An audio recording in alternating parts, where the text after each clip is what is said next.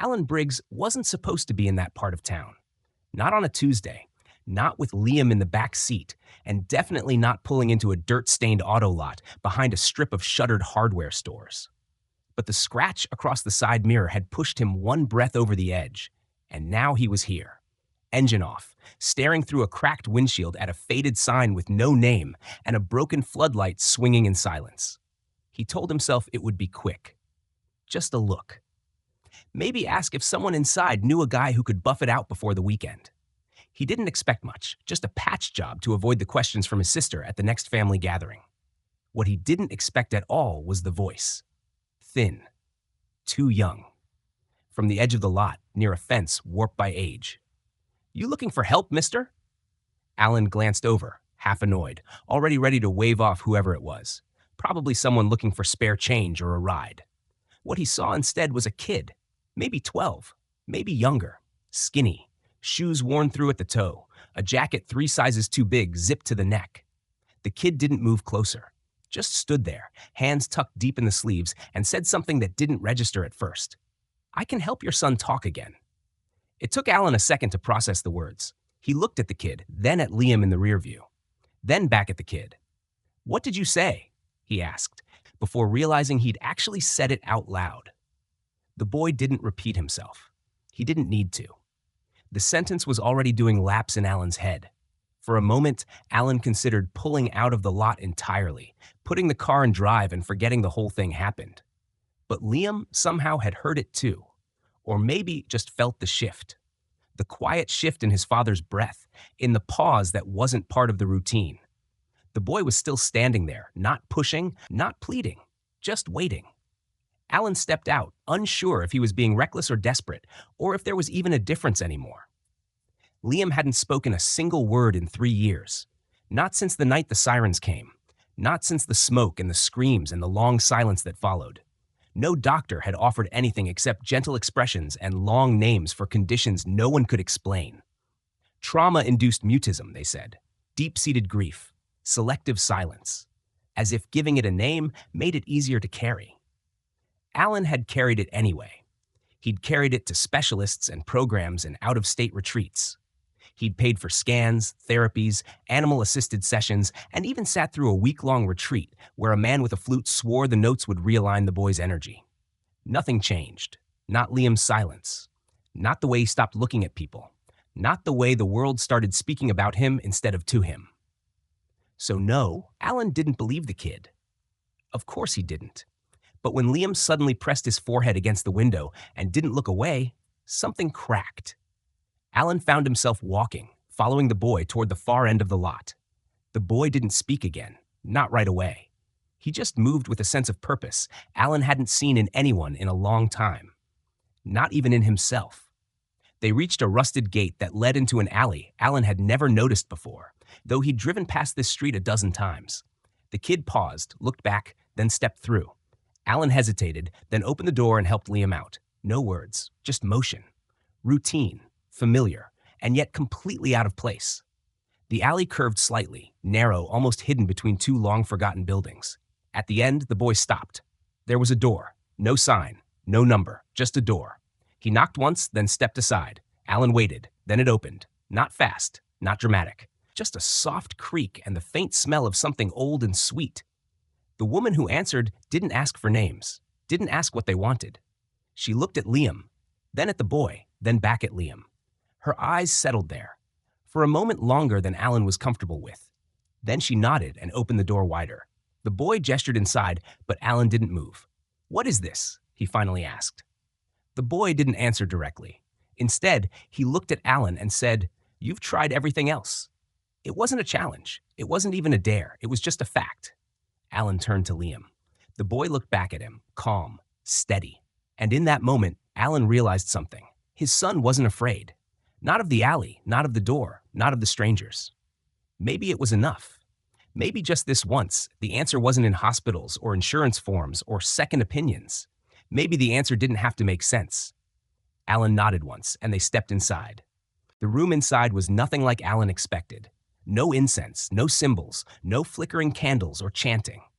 Just worn furniture, a scratched up table, and shelves stacked with old books that looked like no one had opened them in years. A kettle whistled softly in the background. The woman didn't say a word. She simply walked to a chair, picked up a small cloth bundle from the floor, and unwrapped it on the table. Inside was a string of worn wooden beads and a pocket watch with a cracked face. Liam stood still. The woman motioned for him to sit, and without looking at his father, he did. Alan stayed near the door.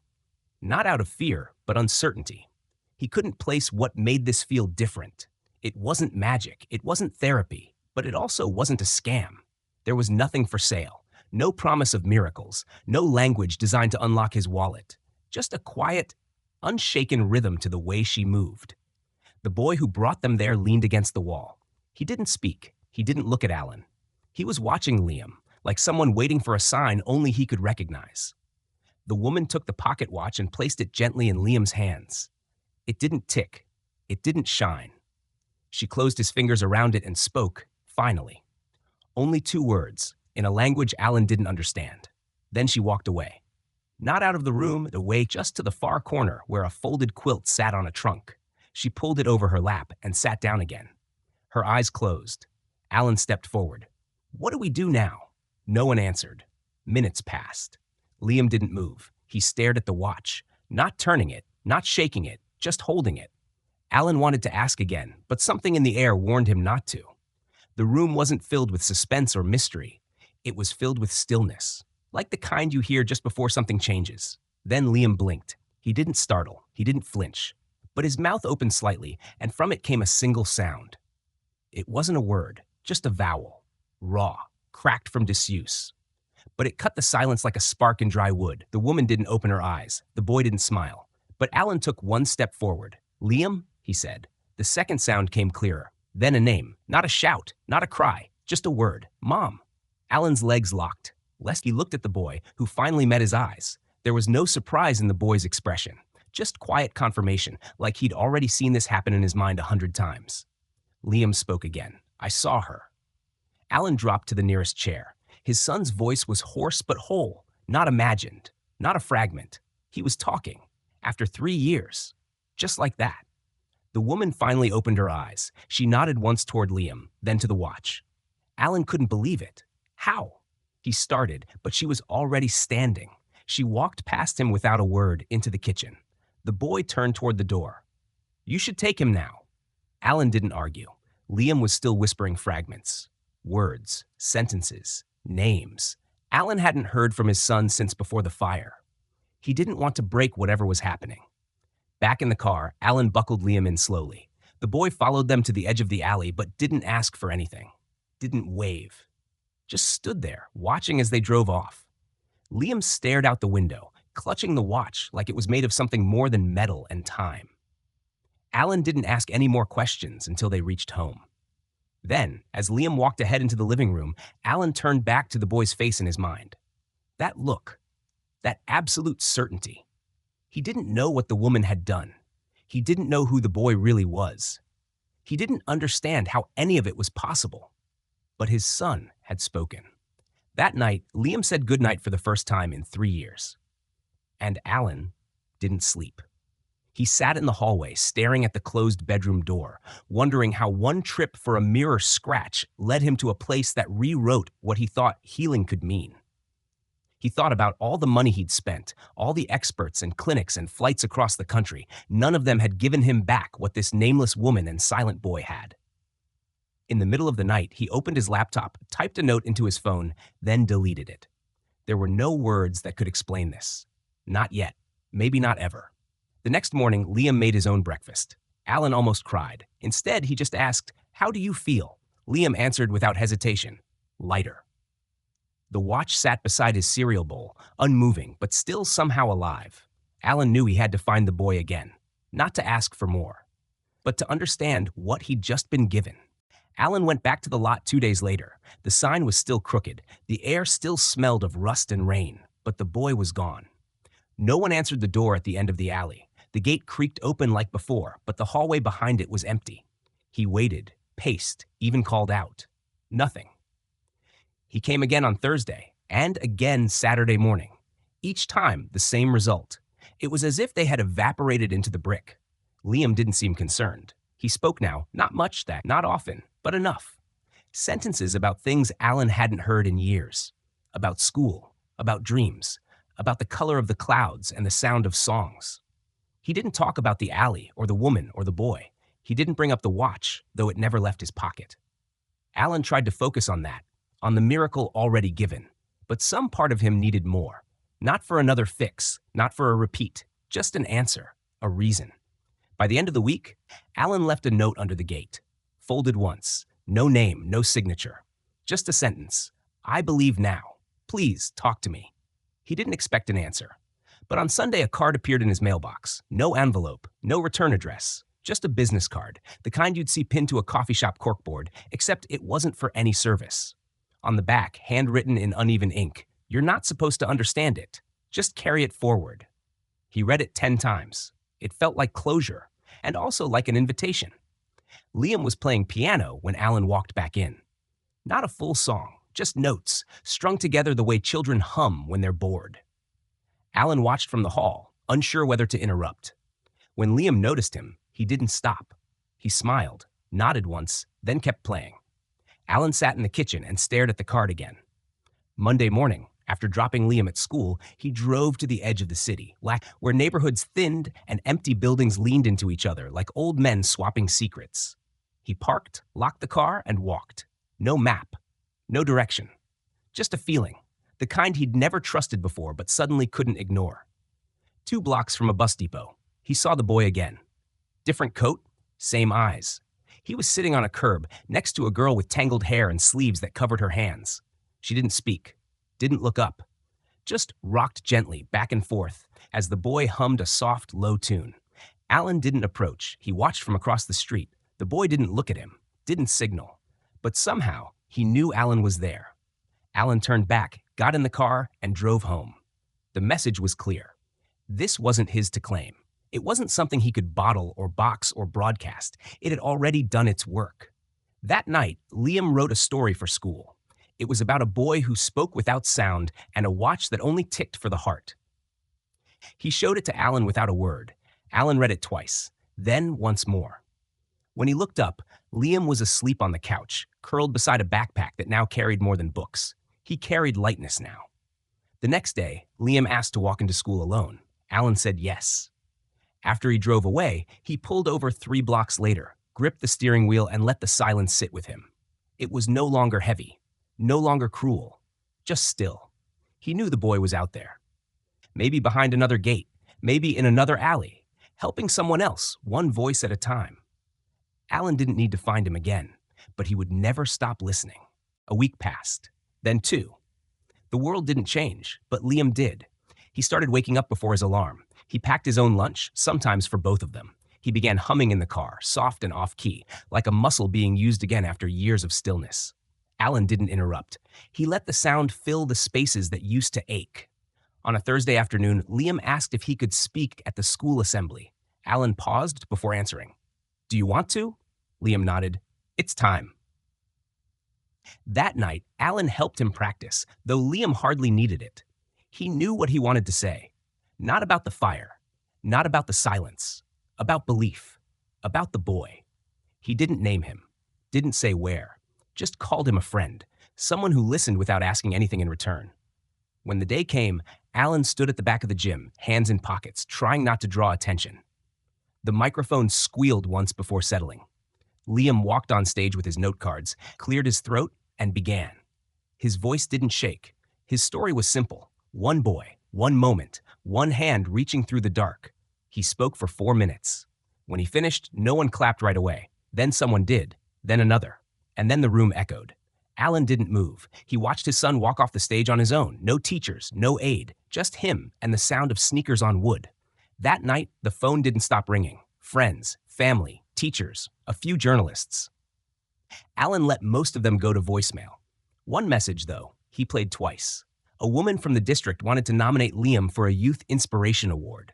He declined press interviews, but she promised it would be small, just a ceremony. No cameras, no speeches required. Liam said yes. The following week, they arrived early. The school auditorium was quiet, except for a few staff setting up rows of chairs. Liam sat near the front, his hands folded in his lap, calm. Alan stood by the exit. The boy was there, just outside the side door. Different hoodie, different shoes, same posture. Alan slipped out and walked toward him. "You came?" Alan said. The boy looked up. "She asked me to." Alan didn't ask who she was. He didn't need to. He remembered the woman with the watch, the quiet hum in that room, the way Liam's first word felt like wind through a locked door.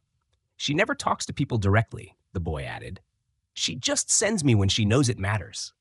Alan sat on the curb. "She's still alive?" "Yeah, but she's leaving soon." Alan didn't ask what that meant. He knew it wasn't about moving towns or finding a new place to live. It was final. It was the kind of departure people don't announce.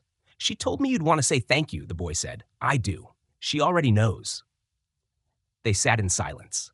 A teacher called Alan's name through the side door. The ceremony was starting. "You coming in?" Alan asked. The boy shook his head. "This part's not for me." Alan reached into his jacket and pulled out the card he kept folded behind his license. He handed it over. The boy didn't look at it. He tucked it into his back pocket. "I don't know what your plans are," Alan said, "but if you ever need anything, I'll remember." Alan started to stand. "Will I see you again?" The boy hesitated.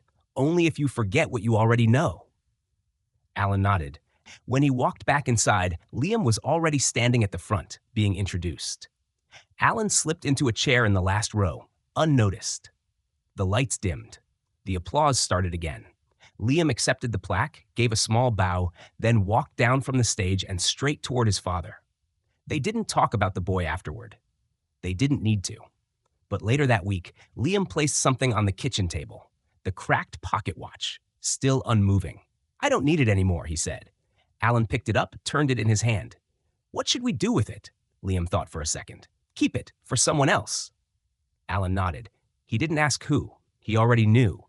It rained the morning Alan found the letter.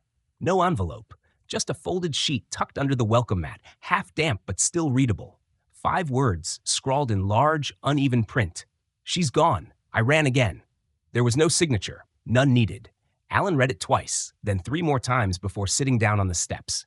He hadn't heard from the boy in weeks. After the ceremony, he'd vanished again. Alan hadn't expected otherwise. But now, reading the note, something shifted. He pictured the boy, hood up, hands stuffed in his sleeves, walking through some broken part of town with nowhere to land. Alan didn't tell Liam. He waited 3 days. On the 4th morning, he drove east past the overpass where the roads stopped having names and started having stories. He parked behind a laundromat and walked. He didn't call out, didn't ask anyone. He just wandered until he saw the mural. A wall-sized painting of a woman with a silver braid, her eyes painted green with cracks running through them. The corner of the wall was covered in candle wax and small offerings, ribbons, beads, torn notebook pages. Alan stood there a long time. Someone had written 1 word in red chalk across the bottom. Still, he waited until dusk. When he turned to leave, he saw him.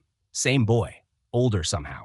He didn't smile, didn't wave, just walked over and sat on the curb. Alan joined him. "I got the note," he said. The boy nodded. "She was sick," he said after a while, "for a long time, but she didn't want to stop, not until the light changed." Alan didn't know what that meant, but he didn't ask. He understood enough. "I tried to stay," the boy continued. "I really did, but they came again, with papers, with talk, said I was lying, said none of it was real." "They put you in the system?" He nodded.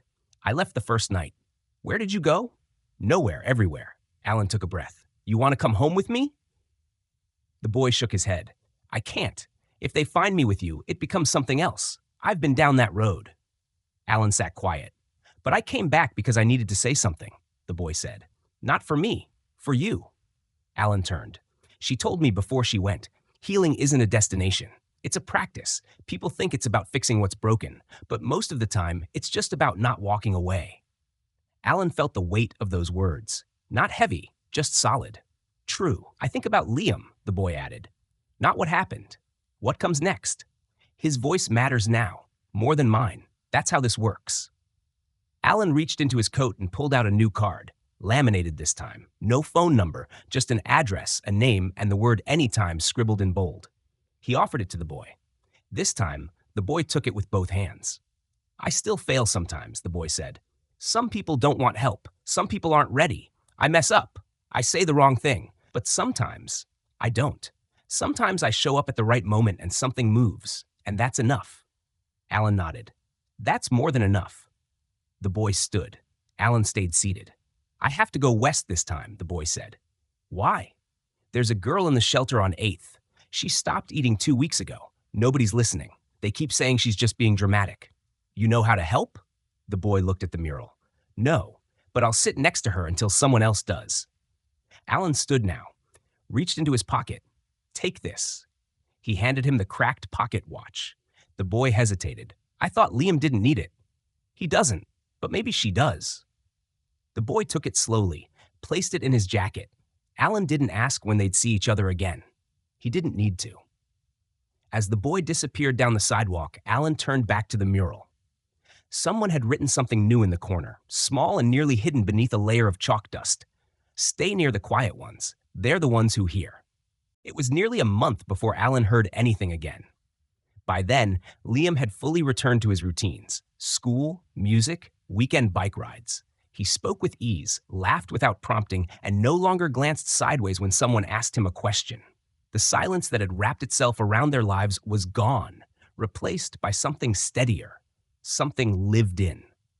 On a Sunday morning, as Alan sorted through the mail, a postcard slid from between a catalog and a water bill.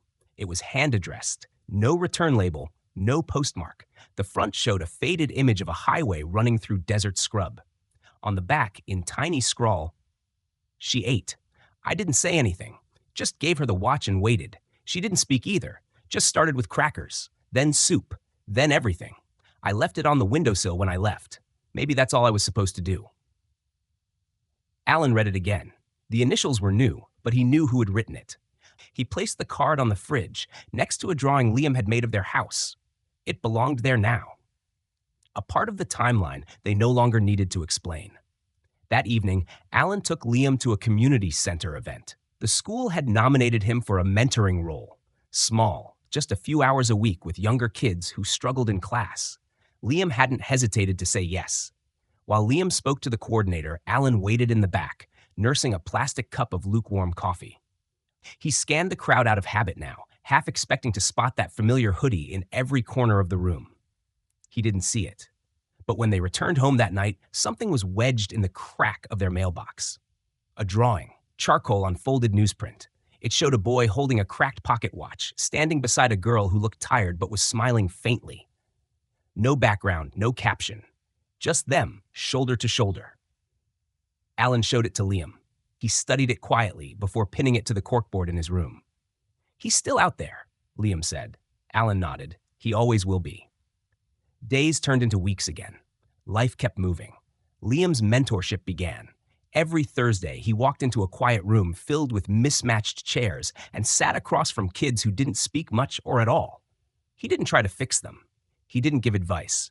He just sat with them, sometimes with coloring books, sometimes just tracing music notes on blank paper. One of the kids, Ava, hadn't spoken since her father was deported. She didn't answer questions, didn't engage with the group. But on Liam's third visit, she tapped his shoulder and handed him a folded sheet of notebook paper. Inside, a stick figure with long hair and a caption written in block letters, "Thank you for not asking why." Liam smiled, slipped the note into his pocket, and kept it. He didn't tell Alan right away. But that weekend, he placed the note beside the charcoal drawing on the corkboard. Alan noticed. He didn't mention it. That same night, he cleaned out the garage and found the old stroller Liam used to sit in when he was 3. It was covered in dust, the wheels stiff, one handle bent slightly. He wheeled it out to the driveway and set it near the trash, then hesitated. Instead of throwing it away, he drove it down to a shelter in the south end of the city. He didn't ask for a receipt, didn't tell them his name, just said someone might need it more than he did. On his way back, he drove past the alley again, the one with the rusted gate and the cracked pavement. The mural of the woman had faded some under the weather. Someone had drawn a new line in white chalk below her eyes. Presence is louder than rescue. Alan smiled. He parked, stepped out, and sat on the same curb where he once spoke to the boy. No one came. He didn't wait long. When he returned home, Liam was asleep on the couch again, a notebook resting on his chest. Alan opened it gently. Inside were sketches. Some were of his school, others of the community center. But at the end, in pencil, was a familiar face, a boy with quiet eyes. In one corner, a caption, "I never learned his last name, but I know who he was." Alan closed the notebook and set it aside. He turned out the lights, sat in the quiet, and let the stillness settle in. The boy had moved on, but the work he left behind wasn't finished. Not yet. A year passed. Liam no longer needed Thursday sessions. He still went, but now as the one setting up chairs, organizing crayons, holding space. The kids listened to him. Not because he talked a lot. He didn't. But because he knew how to be there without taking up all the air. He understood the weight of silence. And more importantly, he respected it. He hadn't seen the boy again. Neither had Alan. There were no more notes, no more drawings or postcards. Nothing slipped under doors or tucked into mailbox creases. Sometimes, Alan would pause by the mural on his way to work. The chalk lines had mostly faded, the wall cracked in places, but someone still lit candles there, not daily, but often enough to remind him it mattered. One afternoon in late spring, Alan returned home to find Liam waiting by the window. "There's a girl," Liam said. "She's new." Alan set his keys down. "At school? At the center. She doesn't speak. Her caseworker says it's medical. I don't think it is." Alan waited. "She lost her brother. Car crash. He was 17. Alan nodded. "What do you want to do?" "I don't know yet," Liam said, "but I think I'm supposed to be near her." The next day, Liam brought his old notebook to the center, the one with the drawing of the boy and the sketches of hallways and quiet faces. He didn't show it to her, just opened it in front of her and started drawing again. First a tree, then a kite, then a boy holding both. The girl didn't speak. But she didn't move away either. The following week, she slid a blank page toward him. They drew together in silence for nearly an hour. That night, Liam left the notebook on the kitchen counter. Alan opened it later, flipping past old memories until he found the newest page.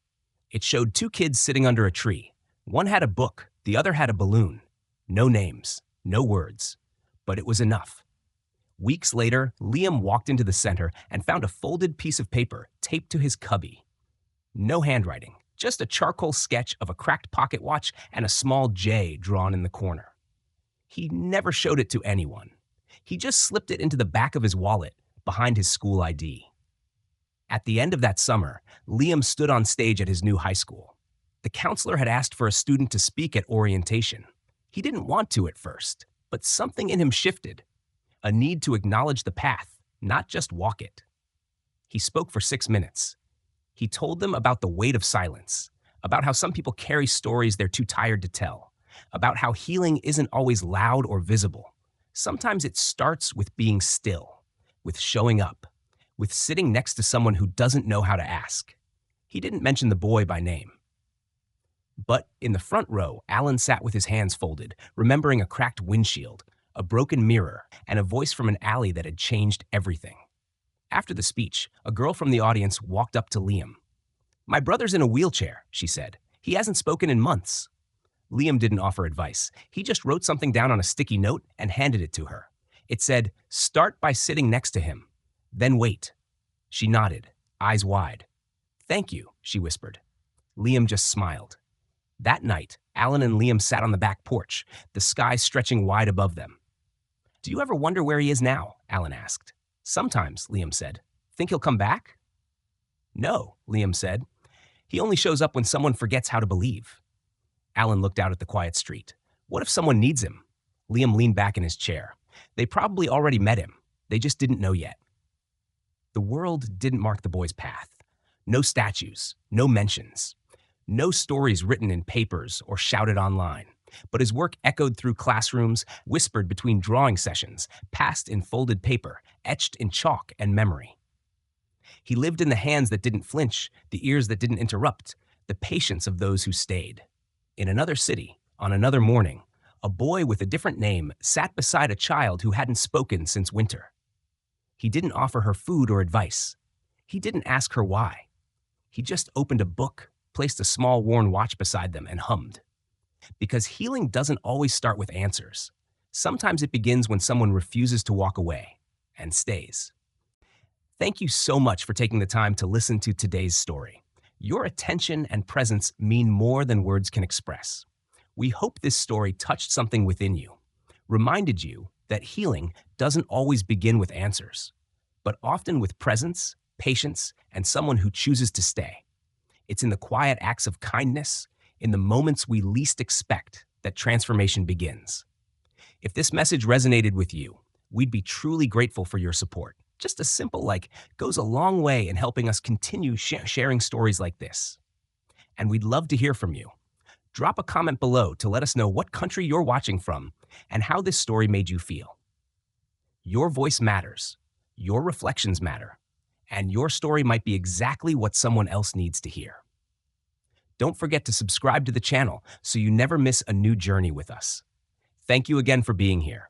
Stay kind, stay open, and as always, stay connected.